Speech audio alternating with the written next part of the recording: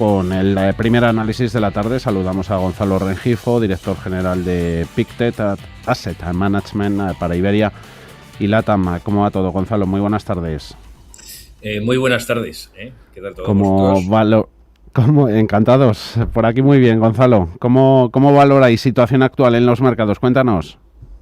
Pues mira, la verdad es que es una situación curiosa. Yo casi la definiría como, que decían los ingleses, lo de trick or treat, es decir, truco o trato, ¿no? Porque ahora mismo tenemos por un lado, ¿no?, unos mercados con una altísima volatilidad, unos mercados, como bien habéis comentado anteriormente, con el cierre del Estrecho de Hormuz, con datos de inflación subiendo de forma incluso muy por encima del 4% en Estados Unidos. Tenemos unos bonos de gobierno, tanto en Estados Unidos por encima del 4,5%, 4,6%, y por ejemplo en Japón, el 30 años de Japón por encima del 4%. Es decir, estamos viendo que los mercados están nerviosos y de alguna forma la renta fija está corrigiendo a nivel de precio, ¿no? Eso es por un lado, eso sería un poco de decir, oye, estamos en una situación realmente de alta volatilidad y de preocupación. Pero por otro lado, lo que estamos viendo es, primero, que venimos de una temporada de resultados que está terminando, por cierto, con unos resultados de compañías pues muy por encima de expectativas, es decir, muy sólidos los resultados de compañías. Otro dato importante que nosotros nos fijamos mucho es que ya no solo estamos hablando de tecnológicas, sino que se ha abierto mucho el espectro de resultados y de crecimiento de beneficios en otros sectores, lo cual es bastante positivo. Luego también estamos en una situación estructural en donde la oferta o la demanda es mucho mayor que la oferta, y me explico, es decir, mucho más a niveles de no solamente de materias primas, a nivel de energía, de todos los niveles semiconductores, es decir, no hay oferta suficiente para demanda que estamos viendo. ¿Por qué? Porque lo que estamos viendo en el mercado también es que hay un crecimiento económico más o menos saludable. Es verdad que en Europa, con los últimos datos y últimas revisiones, vamos a crecimientos por debajo del 1%, que son muy nimios, pero vemos Estados Unidos crecimientos por encima del potencial, China crecimientos por encima del 4,5%, mercados emergentes con crecimientos por encima del 4%, es decir, crecimiento económico con cierta estabilidad. Y por tanto, y eso lo acompañamos, Javier, con unos altísimos niveles de liquidez, datos, por ejemplo, de Estados Unidos, donde el crédito privado está creciendo por encima del 8% respecto al año 25. Es decir, truco trato, es decir, que de alguna forma no tenemos una visión muy clara. Es verdad que nosotros ahora mismo lo estamos viendo con cierta cautela porque hay mucha volatilidad, pero clarísimamente creemos que de momento, y lo hemos visto en el mercado, este rally que ha tenido, ahora empieza un poco a perder fuerza, vuelve a coger fuerza, yo que es más trato que truco, ¿no? Es decir, que realmente hay muchos fundamentales que están apoyando esta situación de mercado que es quizá sorprende, esa resiliencia, ¿no? Entonces diríamos que estamos en una etapa, un ciclo de resiliencia de los mercados donde los fundamentales realmente están apoyando cotizaciones, están apoyando los resultados de las empresas, pero no es menos cierto que hay nubarrones en el horizonte. Es decir, que tenemos que estar muy atentos y, por cierto, el último comentario, pues hemos visto que en cuanto el mercado este fin de semana ha visto potencial, ¿no?, acuerdo de paz con Irán, ¿no?, sea el que sea, hemos visto que el precio inmediatamente se ha ido de 106 a $92, ¿no? Con lo cual vemos otro ejemplo muy claro de volatilidad o de alta volatilidad, ¿no? Eso es indicativo, Gonzalo, de las ganas, pese a los nervios que tienen inversores, que tiene el mercado de recuperar la normalización geopolítica. Por supuesto. Hombre, a ver, el tema de geopolítica yo creo que ya es otro de los elementos que tenemos que estar manejando día a día, porque la geopolítica lo que estamos viendo es que lo que está generando es todavía más volatilidad. Es decir, si ya los mercados en sí mismos son complejos, porque hay que analizar las empresas, hay que analizar los datos macroeconómicos, hay que analizar la política de bancos centrales, si ya es complejo la macroeconomía en sí mismo, y luego aterrizarlo a lo que son las compañías, si ya le metemos o tenemos que de alguna forma gestionar una geopolítica que cada vez es más, vamos a decir, multimodal, porque la tenemos en todos los lados. Estamos hablando de la guerra de Irán con Estados Unidos, pero si miramos en conflictos y temas geopolíticos, pues tenemos el tema de Latinoamérica con los americanos, tenemos el tema de Taiwán con los chinos, hay muchas cosas que están pasando y que tienen muchas, vamos a decir, derivadas, ¿no? Con lo cual el tema de la geopolítica es un tema difícil de gestionar, pero no es menos cierto que los que estamos en el mundo de inversiones, pues es uno de los factores que estamos teniendo cada vez más en cuenta, ¿no? Es difícil tener una bola de cristal, pero realmente lo que sí diría es que un poco lo que nos ha enseñado en los últimos, que venimos, Javier, de los que llevan muchos años en mercado, venimos de unos ciclos que son sorprendentes, todo lo que ha pasado los últimos 10 años, ¿no? Pero dicho eso, lo que sí nos ha enseñado es que la geopolítica normalmente es más coyuntural que estructural. Así como los fundamentales de compañías, crecimiento económico, políticas monetarias, liquidez en los mercados, sí que de alguna forma no rompe, lo que hace es consolidar, mejor dicho, una tendencia. La geopolítica no rompe tendencias y la tendencia que vemos es de moderado crecimiento y de alguna forma de estabilidad, ¿no? Y yo creo que esa tendencia no la vamos a ver o no vamos a ver que la geopolítica sea capaz de alguna forma de darle la vuelta, ¿no? Gonzalo, ¿y dónde está siendo más complicado gestionar en renta variable de acciones, en renta fija bonos? Durante décadas inversores se han venido guiando, ¿no?, por esa regla sencilla, empírica. Cuando los mercados de renta variable se tambalean, bonos aportaban estabilidad.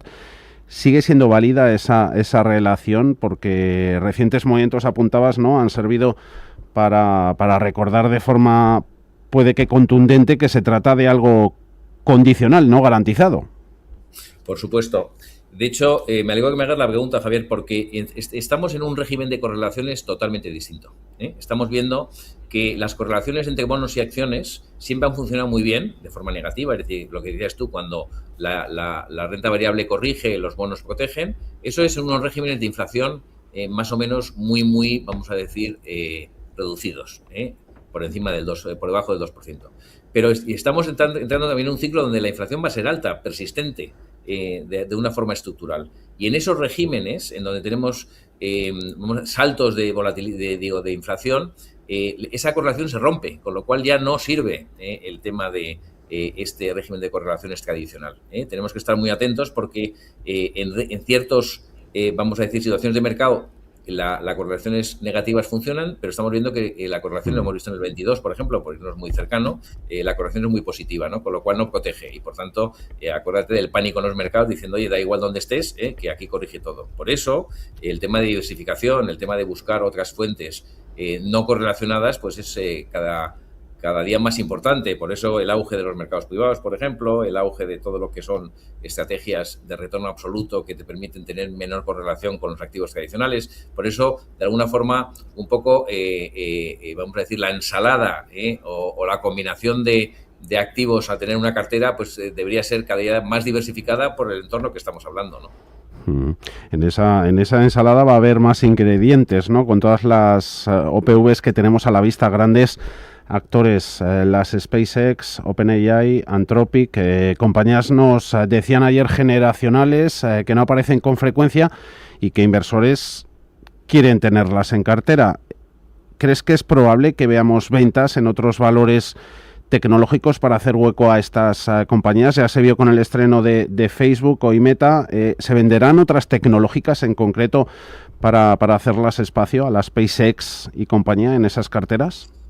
Bueno, la verdad es que eso es algo que estamos todavía analizando, no tenemos la respuesta, pero es verdad que si miramos un poco las cifras que está manejando el mercado, por ejemplo, SpaceX, lo que se dice en el mercado es que la valoración está entre 1,75 y 2 trillones, es brutal, es lo que se dice en el mercado, que realmente lo que quiere levantar en la salida a bolsa probablemente a finales de año son unos 75.000 millones de dólares, pero con esas valoraciones entran directamente en todos los índices, es decir, va a desplazar, porque al final, si no sé, ya no me acuerdo muy bien, pero tenemos Nvidia por encima de 5 trillones, tenemos Microsoft, Apple por encima de 3, 4 trillones, viene una empresa de 2 trillones, pues clarísimamente para los índices va a tener que desplazar otras, ¿no? Pero eso yo creo que todo el mercado está analizando los potenciales efectos que va a tener, porque como bien sabes, hay mucha gestión pasiva que sigue índices y si tienes elementos o nuevos componentes con un peso del 3-4%, pues tienes que comprarlo. Entonces, cuando compras el 3-4%, desplaza a otros, ¿no? Más pequeños, ¿no? Es decir, sí va a haber desplazamiento, pero yo creo que de alguna forma, otro dato, por ejemplo, que nos ha llamado mucho la atención es que hace 10 años había un puñado de unicornios en Estados Unidos, es decir, compañías de más de 1.000 millones, ¿no? El famosos unicornios, que era como una especie de, oye, qué milagro económico lanzar una compañía a bolsa que valga más de 1.000 millones, y ahora me parece que hay como 150 en la cola. Es decir, que esto está siendo todavía mucho más grande de lo que vemos. No solamente es SpaceX, sino que vienen muchos cientos de compañías que van a salir a cotizar en el mercado con valoraciones bilionarias, por decirlo de alguna forma, ¿no? Entonces es verdad que esto va a generar mucho ruido, pero en nuestra opinión va a generar también muchas oportunidades. SpaceX, por ejemplo, leía yo un informe que es Elon Musk, ha lanzado ya más de 1.000 satélites con Starlink al espacio, ¿no? Y dicen que quiere llegar a más de 40.000, es decir, estamos en el inicio de la carrera. Otra cosa distinta, Javier, es si es interesante invertir o no invertir, si es una valoración extrema o no extrema, eso ya los analistas lo miran, no vamos a decirlo.